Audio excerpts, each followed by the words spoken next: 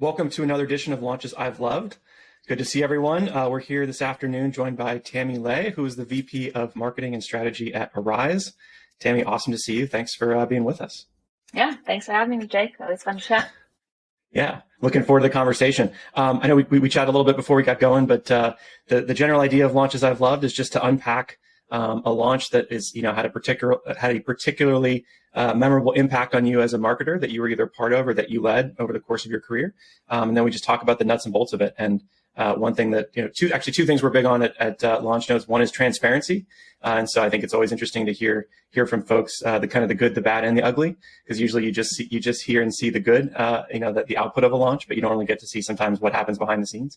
And then we're also just big on, we have a core value, always be celebrating. So it's a good time just to look back at a bunch of hard work that you and your team did and kind of celebrate a little bit and relive it. So with that, I'll turn it over to Tammy to kind of introduce yourself. And Tammy, if you can kind of take the audience through your path through to your current role and all the marketing roles you've had, and then we'll jump right into a launch. Yeah. All right. Thanks, Jake. Hey, folks. My name's Tammy Lay. Currently at Arise AI. So we do machine learning observability and model monitoring. A bit of a mouthful, but there you are. But I have a pretty deep root in enterprise and B2B SaaS marketing, or product marketing specifically.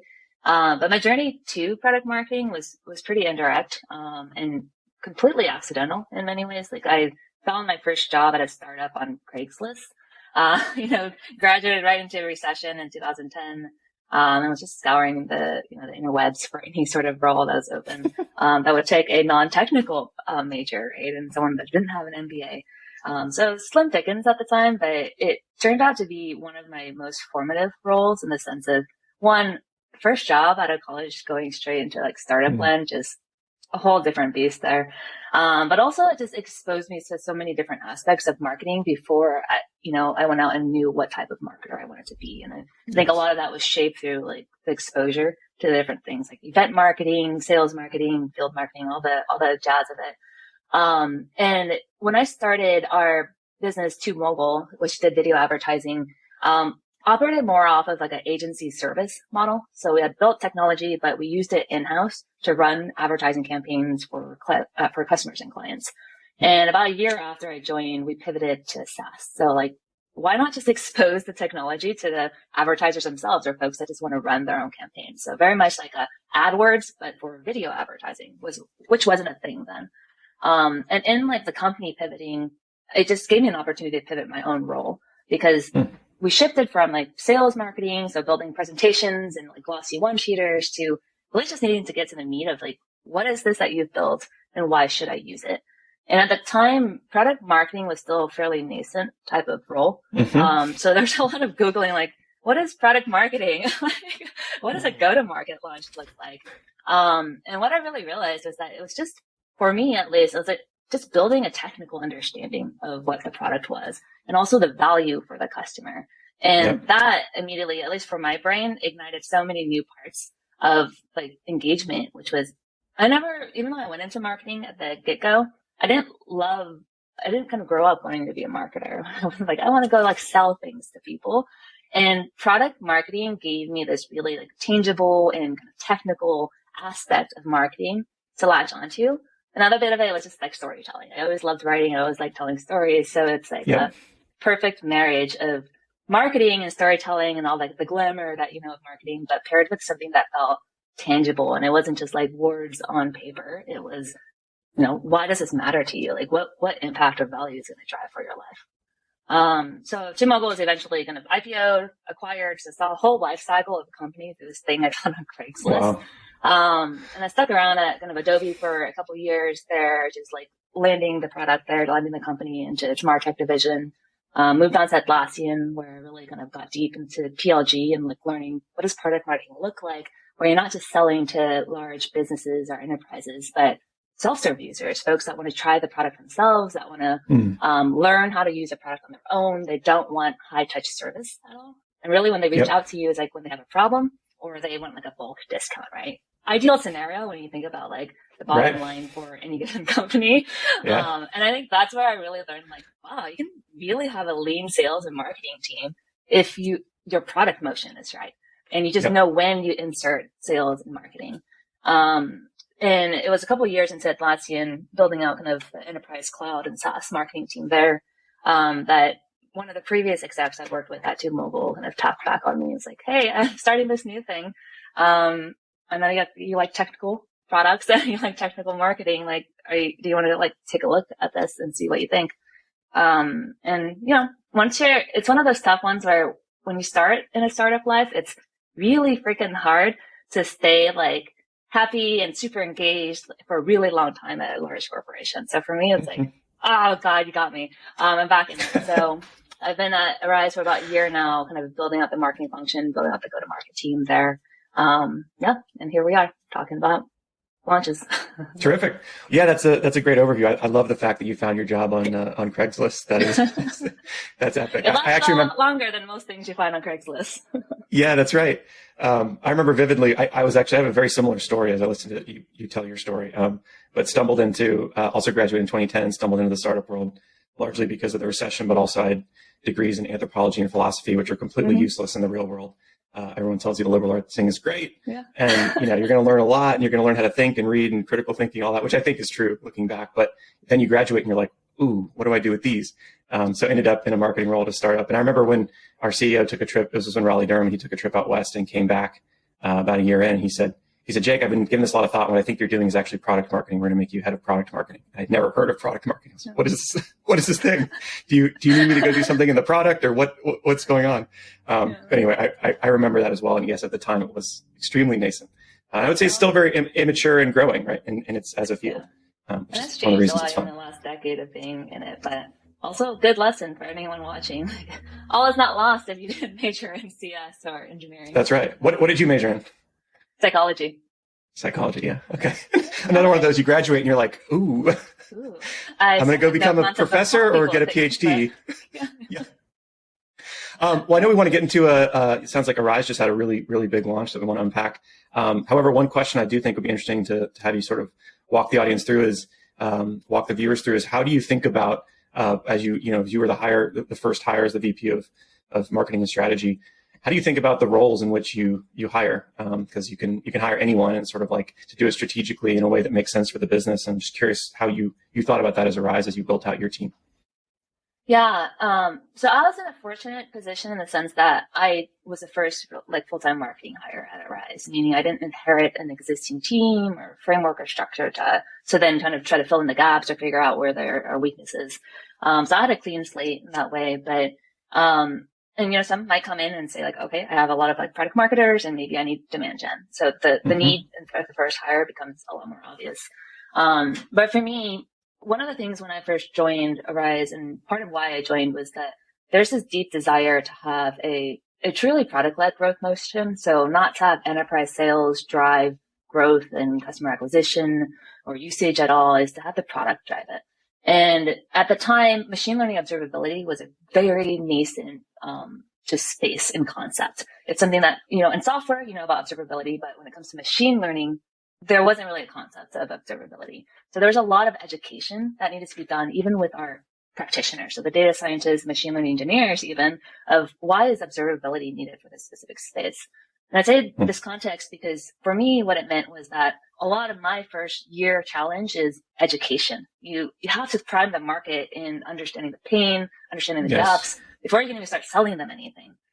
So when I thought about my job, it wasn't to, and this is not always intuitive, it wasn't to sell a product. It was actually, or market a product even, it was to talk about the concept behind it, the space itself and what's needed there. And that means content.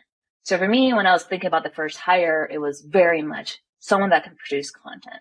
And whether that's a content strategist where they sit down, they write the blogs, the white papers, a product marketer that could really write content, or a head of demand gen that could produce content, I knew that my first hires and couple hires needed to feed our content and education pipeline. So for me, I started with content and I kind of opportunistically started hiring, which was like when people in my network freed up or planting seeds, because I'm always planting seeds of recruiting somewhere. When they start to reemerge and, talk about wanting new opportunities, it was like perfect. And all those roles I hired from product marketing, content, obviously demand gen, everyone kind of knew that our first priority was content generation, which would lead to demand over time. So that's how I started approaching it. And then you start thinking of like, okay, cool, I have content, but you can't just produce content for content's sake, right? Like it needs to have some direction. So then the next thing I started thinking about was I need metrics, I need tracking, I need someone in a demand generation type of role. So that became kind of my secondary hire there, or kind of focus from a hiring and program perspective. Okay, that's great. And another hot topic that we've actually had several conversations on in other of these interviews is how do you does demand gen sit underneath product marketing, beside product marketing, above product marketing? Where do product marketing and demand gen sit in your org? How do you organize that? Yeah, my org is not a pyramid. It's like a circle, flat circle. Okay. A flat circle. Yeah, flat circle. Yeah, sit onto the side, not even like up on one end. Yeah, I think for me, demand gen sits separate at product marketing, and I know that could be a little bit controversial in the sense that, like, especially me, product marketer by trade, right? And I've said this so many times in the past life of like, product marketing is the hub of everything. We drive it all. And then all the, demand gen, content, community are channels that get the product marketing out in. I've since matured my kind of thinking of that. And a lot of it means this product is the hub, right? And yes, product marketing is the one directly supporting product in many ways, but product itself is the hub, especially at a product-led growth company. So when I think about it, demand gen, product marketing, even content, they don't stack underneath each other. They're next to each other in the sense that like you need one to have the other. Like if I have great product marketing messaging and I don't have a strong demand gen program or head of demand gen, I'm never going to get that message out effectively. And same with content. If I have a good product marketing in terms of like, I know what the value props are, but I can't articulate it well, or in, the medium that my customers are consuming it in, whether it's video, at events, etc., it's useless, right? So for me, I've kind of readjusted my view of that. And yeah, there's still like a, hub model of product marketing has certain milestones because we're looking after product launches, so very tangible things, to anchor campaigns and content around. But, I don't see it as a kind of hierarchy of roles. I think that they're all symbiotic. Yep. It's great. That's a hot take we haven't had, so I appreciate it. It makes sense. Well, I'll see. I regret it when the product marketer comes knocking on my door. Excuse me, what did you say? Yeah, this could be troublesome in your next product marketing interview. All right, let's. We got a little sidetracked there, but that was great. Those are two topics we have a lot of discussions about. So happy to get your 2 cents in them. Yeah, let's jump into tell us about a launch. It sounds like it was quite recent that you want to unpack and share with the audience, and then we'll dive into a few different aspects of it. But yeah, the floor is yours. So at the end of this March, we launched at Arise a self-serve offering. So Arise has been in market with more of an enterprise, like high touch offering, because young startup, right? Like you don't kind of go necessarily right into the market with a, public offering for all. There's a little bit of product market fit that needs to be sorted out. And, how do you make better workflows for your users so that when you have something that's self-serve, they can actually self-serve their way through your product or your solution. So it's been kind of a year in the making since I've joined. And at the end of March, we launched our self-serve offering, which includes a free product too. And it's really just the entirety of the Arise platforms, our observability platform. And it's just, the offering is kind of scaled to where you're at in your machine learning lifecycle. So if you're a team of 1 or 2 data scientists or ML engineers, use our free offering. It's great. Grow in to the other tiers. But the idea there, and really like what our chief of product, Aparna, really cared about when she started Arise, with our CEO, was how can I give every machine learning engineer, every data scientist access to tools we wish we had when we were practitioners ourselves. So when they were working at Uber or Adobe, they wanted these kind of tools that they could use without calling on procurement to like purchase a 100K bit of software, right? And that's really hard, really cumbersome, and hard to justify too, not just implement into your technology stack. So for us, this was a really big milestone, and I guess a little bit trite, but the democratizing access to this bit of software here. And one that is extremely expensive for many companies to build out. So we, of course, I love launching things at events. So we coupled it with the big user summit that we had. So it was virtual this year because of the pandemic, but so we had product lined up their launch dates with our big event date. And so that happened a couple weeks ago, and it felt really successful. It was a really good start. Terrific. That's awesome. Yeah, we haven't had someone share something where they aligned it with an event. So I love that. So talk about... That's my favorite way to do marketing. Like, I love the flair of an event. Variety is the spice of life. This is good. We're getting different perspectives here. On the event, did people come? Like, how did you talk us through how did you sort of tease that something big was coming, or did it kind of just surprise folks in the keynote, or was there? Curious how you attacked that. We didn't even center it around the launch at all. It was in our space, there are a lot of kind of data science summits and kind of a lot of different types of summits. There hadn't been one on machine learning observability specifically. So for us, because the space is still really new, and even in some customer meetings or kind of new prospect meetings, there's tell me more about observability. Like, can you explain like all the components of it, why I need it, when I need it even? So there's kind of a really deep hunger from our audience, our practitioners, and folks in the ML space just to learn about this concept that we've built technology for. So for us, the framing again was all about education. So about pitches. Aside from the keynote, there were no pitches, including any vendors or partners that wanted to give a talk. It was like, great, but I better not see any sales slides in there. So a lot of it was just education around like, here's how we're doing it at our company. Whether that's Uber or Chime, or even Disney, they came to the board with like, here's what we're learning right now. Here's what we've tried, where we failed. So we've centered the whole event on getting other practitioners to talk to practitioners about best practices, learnings, failings, and just being really open about that. And that's something that I really love about the developer marketing, is that there's just such a deep, like, candor there and desire to share and help others learn and grow. So that was the whole event. It was like a come learn from others like you. And in the keynote, the last 5 minutes, literally the last 5 minutes, like, by the way, we are making this self-serve and it's free. Like, go check it out. So very demure in that way, but I think it just made it better from a marketing perspective, because then the pressure wasn't just like, we need to go sell this thing and we have, sales goals to hit. It was more about, let's get seats, into the room, into the sessions. And that was our main focus. It was like, let's try to educate as many people as we can. And hopefully as a byproduct, they sign up for our product too. So terrific. I love it. It also seems to lend itself well to the developer marketing audience, where typically developers don't like being sold to as much as other potential audiences. So to have an event where they're just trading best practices and learning, and then just introducing this as part of it seems like a very natural fit. So that's terrific. And then what other, it sounds like the sort of the main event was the keynote and the announcement of the new self-serve offering. What other tactics were sort of around that, either before, during, or after? What other tactics did you use?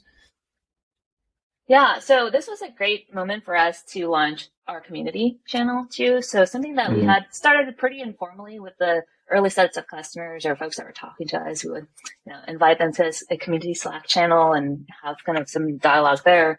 But we didn't really have a strong focus on community in the sense of, how do you offer self-serve support? How do you make sure that like learning keeps happening between any kind of folks that want to learn from each other or about different topics of expertise? So I think for us, the other thing that was really big about this event launch was that we launched our community. And that's something I'm really excited about, because the space is evolving so quickly that what you knew yesterday won't be relevant in a month. And the only way you kind of keep up with it is through the chattering and following the channels and reading the articles that people are writing on like their own perspective of what's happening, even within their own projects or teams or companies. So I really like that aspect of community, and something that I really enjoyed when I was at Atlassian too, was just like community was such a big part of marketing, and like, and also just how do you grow usage? How do you help folks navigate through your products, discover new use cases even? All of that starts at community, because you're talking to such a broad base there. So for me, that was the other really exciting thing that happened with the event, was like leading up to it was starting to like, okay, now we should start kind of turning community back on. So how do we start engaging with the folks there? How do we invite people to join as they're signing up for our event? And now after the fact, the next challenge is how do you keep them there and engaged? And how do you keep them engaged? That's the name of the game. It's fun. Boy, that sounds like a home run on multiple fronts.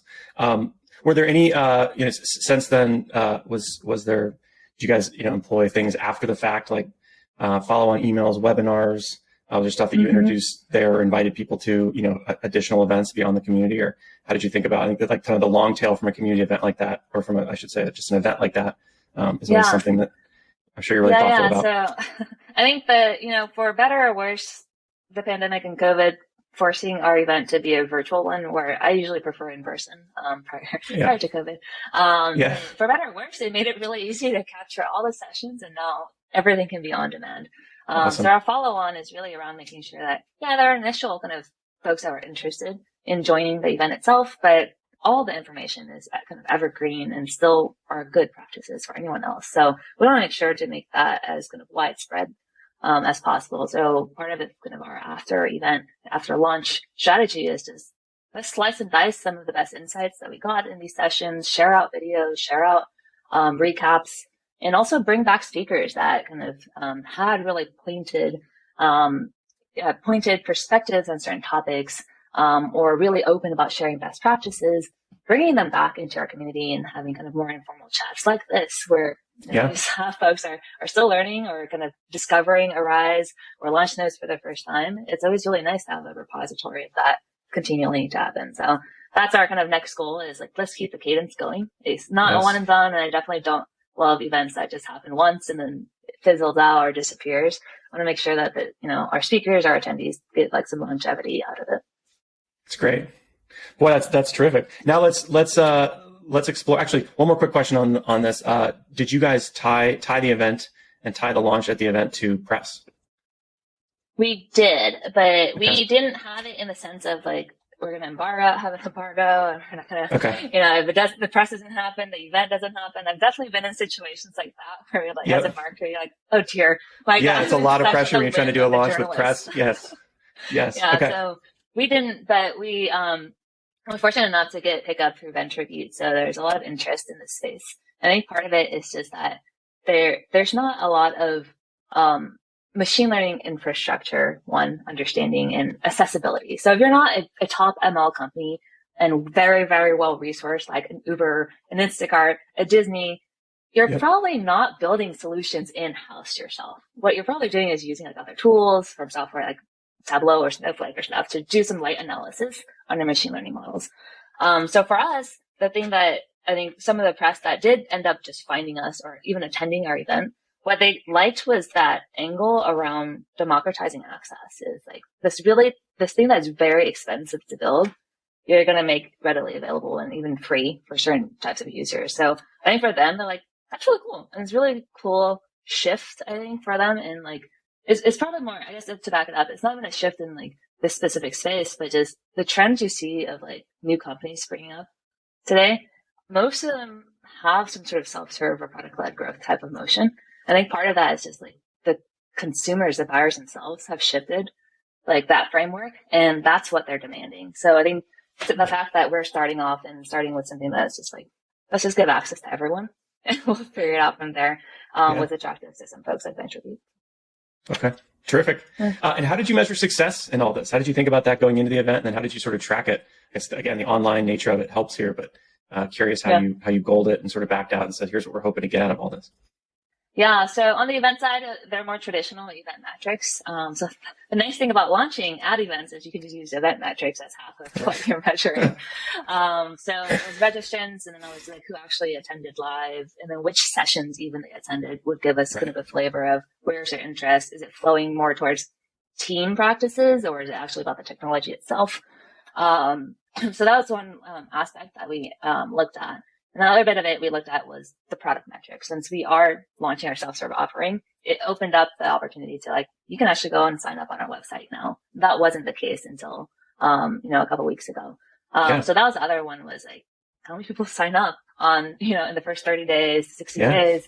And we're not there yet since we just launched, but from that, how many actually convert to paying or taking the next step to become an actual active user. There's one thing to sign up. You mash that little cool social sign-in button. It's really super easy. But the other bit of it is like, are you going to come back? Are you going to use it? Are you going to invite people to the platform too? And that's the kind of next set of metrics that we're looking after. Okay. So it's early. Terrific. The event was a success and the initial launch is a success. I think the next bit is like really where all the sweat and tears will come in. Okay. And thinking back, I know it's pretty fresh. What is there something that you wish you'd done differently? If you could kind of replay the bridge hand, is there something that you think didn't go well, or that you could have sharpened had you been given more time, or just thought about it differently? Yeah, I think part of it was it's honestly the format. I think we were hesitant of doing a hybrid event, like something in person, or even fully in person, partly because of the pandemic still, even though things are reopening and folks are starting to go to events. And I think that hesitation on our part, what we ended up losing was just that really palpable energy you have at events. So it's not even just the networking aspect of it, but this launch and this event was a culmination of several quarters, especially on the product side, several quarters of work from our Eng product team across the board at the company. And to not have that moment happen in person, like you lose a lot of that bit that makes it feel tangible to the employees, makes it feel worthwhile for the team that hustled late nights up into the finish line. And you don't get that interaction either then with your customers. So even though we hope that they're sitting at home excited about this launch, right? You don't have that immediate feedback. So it just felt a little bit more disconnected than I would have traditionally like preferred a launch event. So I think in hindsight, maybe we could have been a little bit less conservative and done a hybrid event, even something smaller in person, that just to, give a little bit of that glitz and glamour that I like with marketing events. But all in all, I think it went over really well. Yeah. Yeah, you're right. That's a huge moment as we get into celebrating our wins. It's a huge moment to celebrate, and there's a lot of camaraderie that's built when you're in person, and it all came together. And yeah, it's helpful to be in person for that versus everyone sitting at home behind a Zoom screen. Right?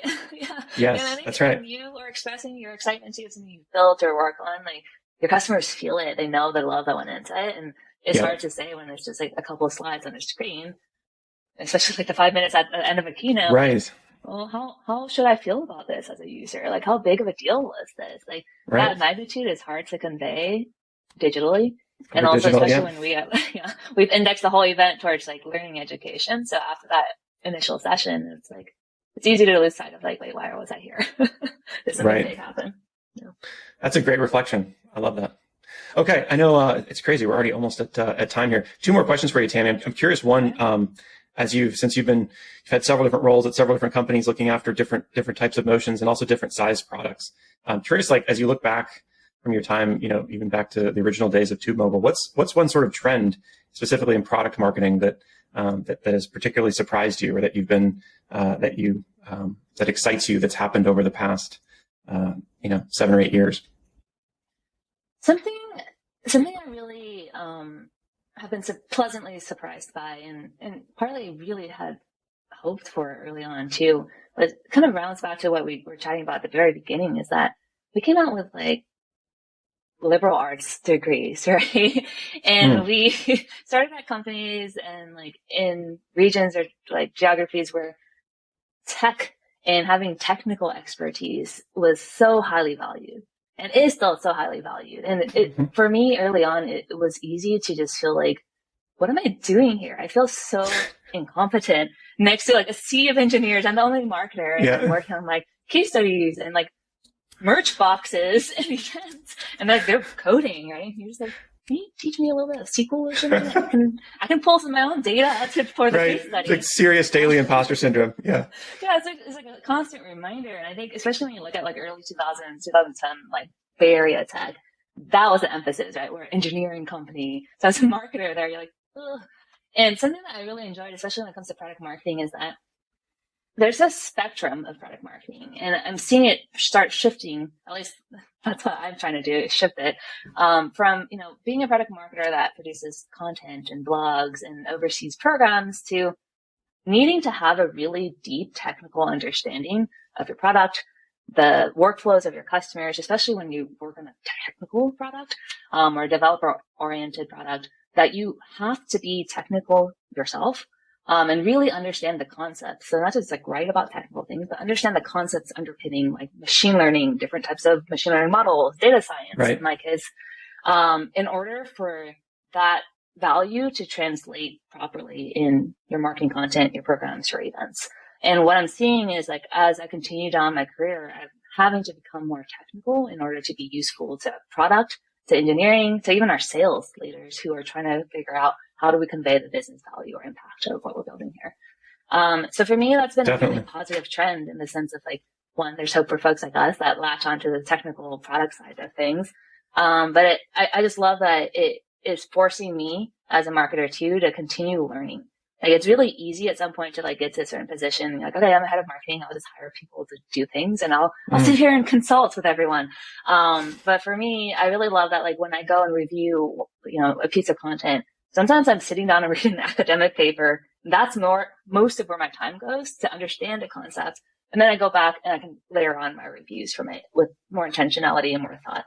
And that's something that I'm hoping, like, I'm training up my product marketing team to think that way. Even my content marketers, my demand gen, folks, and even design, they all understand technical concepts because that's what I force them to do. I'm like, this will come in handy one day. You'll be in an engine meeting and you won't feel lost, hopefully. And I hope all product marketers look at that. And, it's perfectly fine if you want to be on the other end of product marketing, where you're doing more content and campaigns and brand campaigns, right? And there's a whole nother world though, that if you are interested in it, you can move that direction. And I think it just opens up more opportunity too for you as a marketer to influence the product roadmap, the Eng roadmap. Yes. And that just feels much more powerful and tangible from a role perspective. Boy, I couldn't agree more with that. I'm curious. Do you find that now with the distributed nature of the world? So I feel like so much of that I've picked up so much just through like osmosis over the years, sitting with teams, product engineering teams. Over the last year and a half, you think that as the world's gone more remote, has that been? You're literally not sitting next to someone anymore, and you don't have that sort of osmosis. You can't just reach over and ask them a question. Hey, what is this? As you're reading your academic papers on machine learning, what does this mean? Have you seen a shift in that? In you think kind of the COVID world has helped, the distributed world has helped or hurt or not made a difference? Or I'm curious how you think about that. It's both hurt and helped, right? Obviously, you lose the osmosis of like, let me just go sit in the Eng pod and like hear what they're chattering about and hope that soaks into my brain or subconscious somehow. But also, I recall even in an office being extremely distracted by other things because you have marketing talk, sales is around, and you have customers walking in and out. So it's just as easy to get pulled into a whole other side of the business and not be able to sit down and read, a 30-page academic paper because you're constantly disrupted. So in some ways, COVID has been helpful where, sitting by myself, I can read these papers in quiet, digest it. And the downside though is just like everyone has followed through the pandemic. It's like you have to try so much harder to stay plugged in, especially when it comes to company matters. So what I've done is just, I'm a lurker on so many Slack channels in our company. Like we use Slack and I feel like that, and we default to having conversations, even as one-on-one in Slack channels where other people can read, learn by osmosis, to see what's going on. And I'm either added to the channels by Eng folks that know I'm interested in something, or I'll go and like, every couple of weeks lurk on like, what's the new channel available that I can just sit in and learn from. Because I feel like that's something that you have to be really careful about in pandemic times, especially if you're early in your career where learning by osmosis is so important. It's that you're going to have to force some of that in some ways. And for me, it's sitting in the channels, it's setting up one-on-ones, recurring one-on-ones with different engineers, different folks from across the org, just to stay plugged into like what they're working on and also keep them plugged in and invested in marketing too. And that's something that I think marketers across the board should be kind of cognizant of, is just as much as you want to learn from your peers or the functions, is what value are you giving them? How are you teaching them to think about two-way street marketing and what you're doing? Yeah. Awesome. It's great advice. Okay. Last question. We always end with this question.